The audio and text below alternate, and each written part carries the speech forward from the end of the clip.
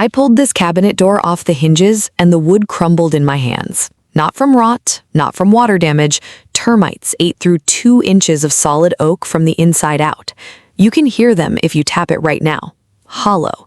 That sound means they have been feeding here for at least 18 months. If you open your cabinets tonight and see this, do not spray random bug killer. Do not sand it down and hope it stops. You need a specific sequence to clean it safely, stop the spread, and restore the wood without trapping moisture or spores inside your kitchen. I will walk you through exactly what to remove, what to vacuum, what to wipe, what to seal, and what to leave for a licensed pest professional. This is the cleanup process. It is not a replacement for treatment. It is the cleanup that comes after. Let us get to work. Here is the problem. Termite activity inside kitchen cabinets does not announce itself on day 1. By the time you notice frass, mud tubes, or doors that no longer close flush, the colony has already mapped your cabinetry. They travel through wall voids, under toe kicks, and along plumbing penetrations. Once inside a cabinet, they eat the back panel first, then the side stiles, then the shelf supports. The damage looks random, but it follows moisture and grain direction. You'll see pinholes on the surface, but the real tunnels run deeper. If you ignore it, they don't just ruin wood, they compromise shelf load capacity, shift drawer tracks out of alignment, and create pathways for mold to settle into hollowed channels. The longer it sits, the more structural compromise you accept. You do not have months to watch this. You need to clear the debris, sanitize the surfaces, and seal the remaining wood before you reset hinges or reinstall shelving. I have handled this in commercial kitchens, hospital pantries, and residential builds. The protocol does not change. Contain, clear, clean, dry, seal. Follow it exactly. Before you touch anything, verify what you're looking at. Termite frass looks like coarse sawdust mixed with tiny pellets. It piles up on shelf corners and drops through hinge holes. Carpenter ant sawdust is cleaner, almost like pencil shavings, and it sits in neat mounds near entry points. Wood rot feels spongy and smells earthy. Termite damage stays dry on the surface, sounds hollow, and leaves thin mud tubes along vertical seams or where the cabinet meets the countertop. If you see live insects, they will be pale, soft-bodied workers or darker winged swarmers near windows. Do not crush them. Do not sweep them with a dry broom. You want to contain the evidence, not scatter it. Grab a clear plastic bag, a putty knife, and a shop vacuum with a HEPA filter. You will use these in the next phase. The goal right now is documentation and containment. Take photos from multiple angles. Mark the highest point you see damage. Note every cabinet that shares a wall with the affected unit. Termites rarely stay in one box. They follow the path of least resistance through studs, drywall gaps, and baseboard seams. Treat every adjacent cabinet as potentially compromised until you prove otherwise. Now for the reason. Termites target kitchen cabinets because kitchens provide 3 things they need: food, moisture, and shelter. Your cabinets are built from cellulose, solid wood, plywood cores, and even particle board contain lignin and cellulose fibers that worker termites digest with gut protozoa. They don't eat finishes or paint, they go under them. Kitchens also run warm and humid, steam from sinks, slow drips under basins, and condensation from dishwashers. Raise the relative humidity inside toe kicks and cabinet cavities. Termites track moisture. A 0.5% increase in wood moisture content can draw them from a wall void into a cabinet back panel. Shelter comes from the construction itself. Cabinets are mounted flush to walls, leaving narrow gaps behind them. Plumbing lines, electrical conduits, and vent chases create continuous tunnels from floor to ceiling. Once a colony establishes a satellite nest, workers expand outward along these pathways. I have seen infestations start under a farmhouse sink, move up through a corner cabinet, and reach upper pantry shelves in 4 months. The cleaning problem is not just the visible damage, it is the residual organic matter, the frass, the shed wings, and the microfine dust that carries cellulose fragments and insect proteins into your food storage zone. You cannot wipe it away with a standard kitchen spray. You need a controlled removal process. What you do in the first hour matters. Do not power wash, do not use bleach on raw wood, do not inject aerosol pesticides into cabinet voids. Those actions trap moisture, push frass deeper into joints, and create chemical residues that soak into porous wood and later migrate to stored items. The correct first step is isolation. Remove everything from the affected cabinets and the 2 adjacent units. Clear shelves, pull out bins, take down hanging items. Place them on a clean table or counter that has been wiped down with a mild detergent solution. Do not store food in plastic bags on the floor. Keep it elevated and sealed. Pull the toe kick plate off the bottom cabinet. You will likely find the primary entry point. Look for mud tubes, frass trails, or soil contact. If you see active tubes, do not break them yet. Photograph them, then cover the opening with painter's tape. This slows movement and gives the pest technician a clear target. Open the cabinet doors and set them aside on a clean drop cloth. Remove adjustable shelves, pull-out trays, and wire organizers. Label each piece with masking tape so reassembly takes minutes later. You are creating a clean workspace. You will not rush through this. You will remove debris in a controlled sequence. Step 1 is containment and safety prep. Put on a respirator rated for particulate matter, not just a dust mask. Termite frass and wood dust contain fine silica and organic proteins that irritate the lungs. Wear nitrile gloves and safety glasses. Lay a heavy-duty plastic sheet over the kitchen floor, extending 2 feet past the work area. Tape the edges down. You are preventing cross-contamination. Set up a shop vacuum with a HEPA filter and a narrow crevice tool. Do not use a standard household vacuum. Standard filters bypass fine particles and recirculate them into the air. Turn off the HVAC system before you start. Close the kitchen door. If you have a window, crack it slightly for ventilation, but do not create cross drafts that blow dust into adjacent rooms. Gather your tools. A stiff bristle brush, a plastic scraper, a microfiber cloth, a spray bottle filled with a 1 to 10 dilution of dish soap and warm water, and a second bottle with a 70% isopropyl alcohol solution. Keep a roll of paper towels nearby. Keep a trash bag with a tie for waste. You will not mix chemicals. You will not guess concentrations. You will follow this order. Step 2 is debris removal. Start at the top shelf and work downward. Use the stiff brush to loosen frass from shelf edges and hinge plates. Brush gently into the crevice tool of the shop vacuum. Do not sweep it onto the floor. Do not blow it with compressed air. You want controlled capture. Move to the back panel. If it is hollowed but still attached, do not pull it off yet. Tap it with a flat screwdriver handle. Listen for density changes. Mark areas that sound solid with a pencil. You will keep those.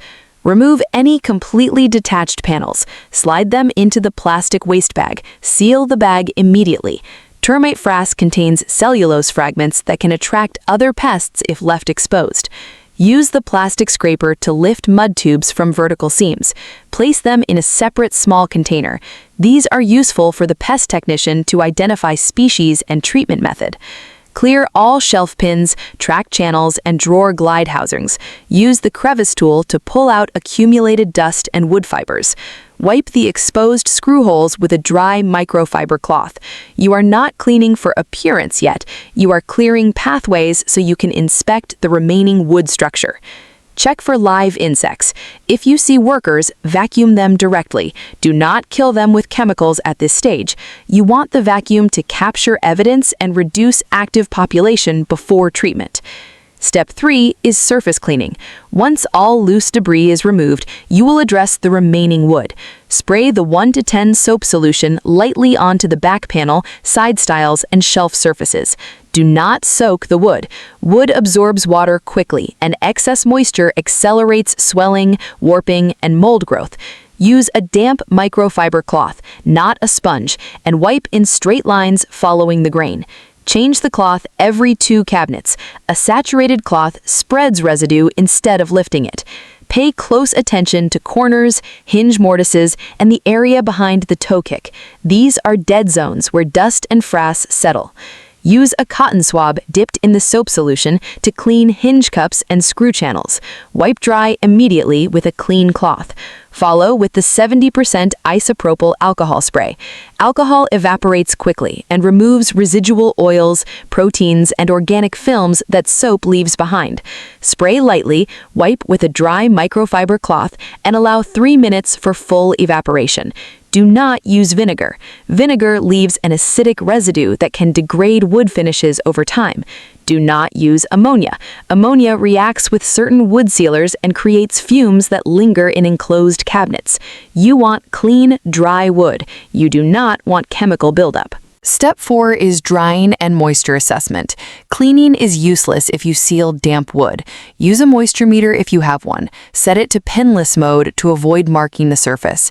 Readings below 15% are safe for sealing. Readings between 15 and 18% require extended drying time. Readings above 18% indicate active moisture intrusion, and you must locate the source before proceeding. If you do not own a moisture meter, press a clean paper towel against the back panel and wait 10 seconds. If it leaves a damp mark, wait. Open the cabinet doors fully. Point a small box fan into the cavity for 2 to 3 hours. Do not use a heat gun. High heat cracks finishes and drives moisture deeper into the core. Once the wood reads dry, inspect for surface cracks and exposed end grain. Termites enter through end grain first. You will seal those areas before reassembly. Gather a paintable wood primer, a small foam roller, and a narrow brush. Apply a thin coat to all exposed end grain, hinge mortises, and any area where the factory finish is stripped. Primer penetrates porous wood and creates a barrier that slows moisture absorption and makes future cleaning easier. Allow 2 hours for drying. Do not rush this step. Wet primer traps dirt and creates a rough surface that holds dust. Step 5 is structural repair and sealing. You do not replace entire cabinets unless the damage compromises load-bearing styles or shelf supports. If a side panel is more than 40% hollowed, remove it and install a plywood replacement cut to match the original thickness. Use wood glue and finish nails. Clamp for 20 minutes. Wipe excess glue immediately. For minor hollows and surface channels, mix a 2-part wood filler according to the manufacturer's ratio. Apply it with a putty knife, overfill slightly, and let it cure. Sand with 120 grit paper until flush. Do not use auto body filler in kitchen cabinets. It does not breathe with wood temperature changes and will crack within a year. Once repairs are smooth, apply a clear polyurethane or water-based cabinet sealer. Use a foam brush and apply 2 thin coats. Lightly sand between coats with 220 grit paper. Wipe dust completely before the second coat. This sealant does the heavy lifting. It blocks moisture, creates a smooth surface for wiping, and removes the cellulose exposure that attracts pests. It does not kill termites. It only protects the wood after the colony has been eliminated. Coordinate with your pest professional before applying sealant to treatment zones. Some termicides require bare wood for proper penetration. Follow their timeline.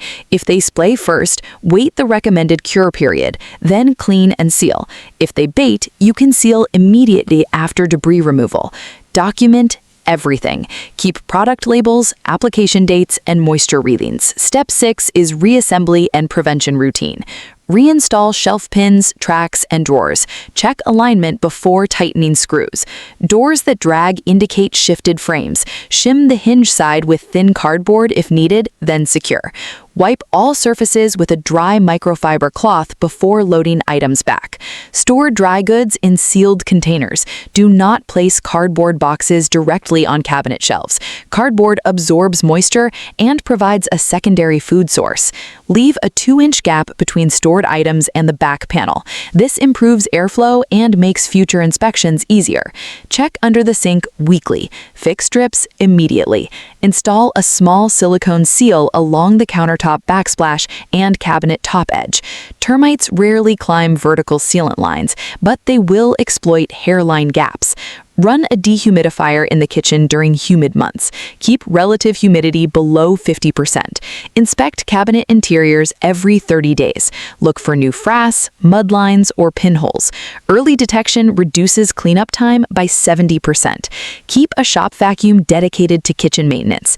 Empty it after every use. Wash filters monthly. A clean vacuum does not spread contamination. A dirty one redistributes it. Here is the before and after. Before, hollow back panels, frass accumulation on shelf edges, misaligned doors, moisture readings at 19%, visible mud tubes along the left stile, and compromised shelf supports. After, debris cleared, surfaces sanitized, moisture reduced to 12%, repairs filled and sanded, 2 coats of cabinet sealer applied, doors realigned, shelves reset with airflow gaps, and a documented inspection schedule in place. The wood looks different because it is clean, dry, and sealed. The structure is sound because we removed compromised sections and reinforced load paths. The kitchen is safe because we followed containment, avoided chemical misuse, and coordinated with pest control before final sealing. This process works because it respects how wood behaves and how pests move. You don't fight termites with random sprays. You fight them with isolation, removal, drying, sealing, and routine inspection. If you apply this method to your cabinets, you will stop guessing and start controlling the environment. If this walkthrough saved you time or prevented a costly mistake, subscribe to Kitchen Shine Master. I post practical cleaning protocols that cut through guesswork. Drop your biggest cleaning problem in the comments. I read them and build videos around what you actually need to fix. If you're dealing with stubborn grease behind the stove or mold in bathroom caulk lines, watch the next video on the right. It covers the exact degreasing sequence and sealant removal process that keeps those areas clean without stripping finishes. Stay consistent. Keep your tools ready. I'll see you in the next one.